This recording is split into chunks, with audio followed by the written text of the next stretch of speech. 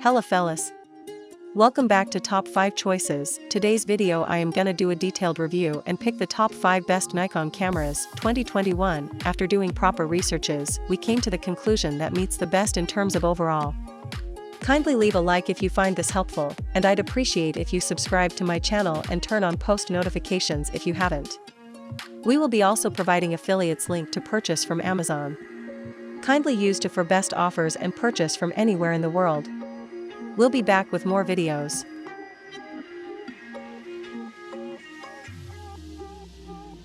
The D3500 retains the same effective 24.2 MP pixel count as the old Nikon D3400, but this is a newer sensor, and closer inspection of the specs shows that the total count on the D3500 sensor stands at 24.78 MP compared to 24.72 MP on the D3400. The APS-C-sized sensor, typical for an entry-level DSLR, and much larger than the sensors used in most compact cameras in the D3500, also does away with an optical low-pass filter to help improve image quality.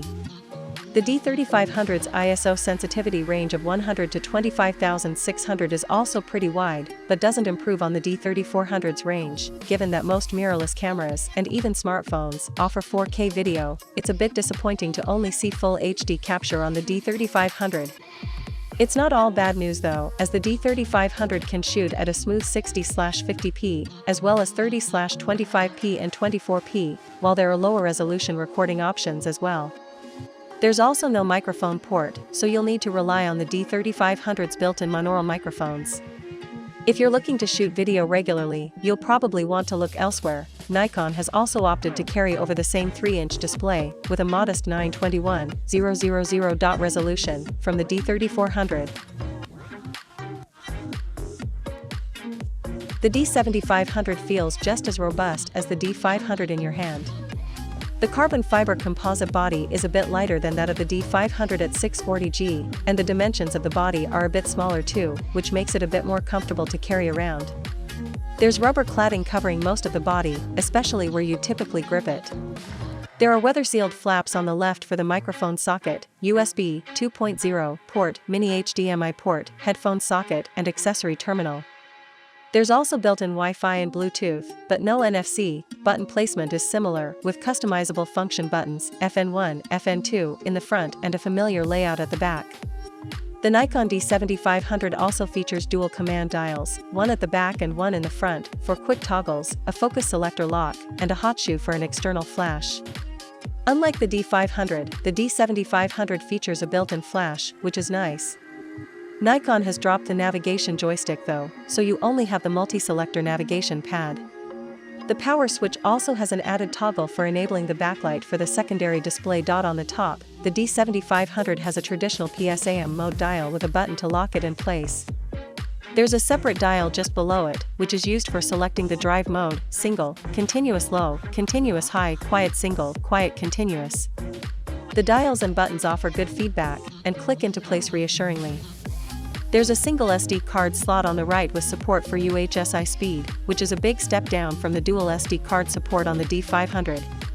You can't use XQD cards either. The D7500 features a 20.9 megapixel APS-C CMOS sensor, which is a lower resolution compared to its predecessor, but is said to have better performance at high ISO speeds.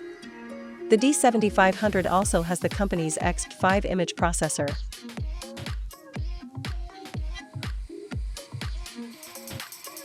The Nikon Z6 II comes with 2 card slots, rather than the single XQD of the original. Here we have a dual XQD/CF Express card slot, along with the more commonplace SD format, able to take the fastest UHS-2 variety, and this is undoubtedly due to the criticism leveled by some at the original camera. The other major change under the hood is that there are now not 1 but 2 X6 processors, providing double the processing grunt. Creating images from the raw data captured by the image sensor is a processor-intensive task, and turning a series of static images into smooth video is even more so.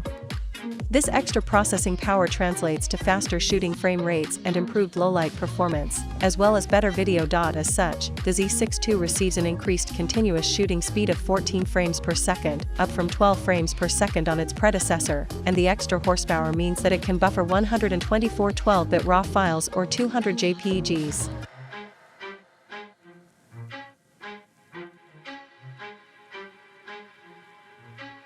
For a long time, professional photographers have faced a blunt choice. You can get a camera with great resolution, like the Nikon D810, Canon EOS 5DS or Sony A7R II, but no real speed, or you can get a high-speed specialist like the Nikon D5, EOS 1DX2 or Sony A9, but you then have to compromise on resolution. Maybe you even end up having to buy one of each.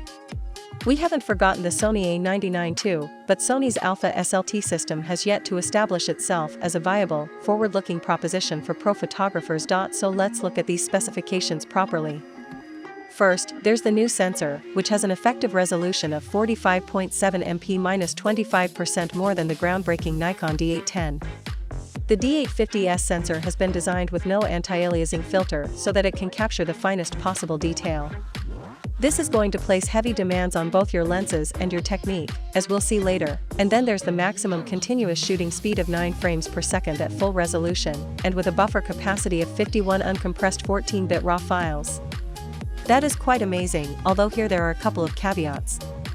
The first is that you need the optional MBD18 multi-power battery pack and ENEL18B battery, as used in the Nikon D5, to achieve this speed. Without the grip, the camera can only shoot at 7 frames per second, though that's still impressive for a camera that has this level of resolution. The D850 comes with 2 very fast card slots, one for XQD cards, one for UHS-2 SD cards, and you'll need fast cards to go with them if you want to get anywhere near the quoted buffer capacity. And if you do get the MBD18 grip and ENEL18B battery for 9 frames per second shooting, you won't get the same raw buffer capacity. See the performance section for more on this. And while the D850 does achieve an extraordinary blend of resolution and speed, it can't quite carry this through into a high ISO range.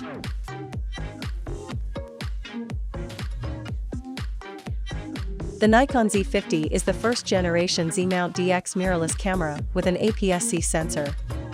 Announced on October 10, 2019, together with 2 compact DX lenses specifically designed for the camera, the Nikon Z50 packs many attractive features, putting it above entry-level DSLRs like Nikon D3500 and D5600. With its price point of $860 MSRP, it competes head-to-head with other mirrorless options on the market such as the Sony A6400, Fuji X-T30, and Canon EOS M6 Mark II.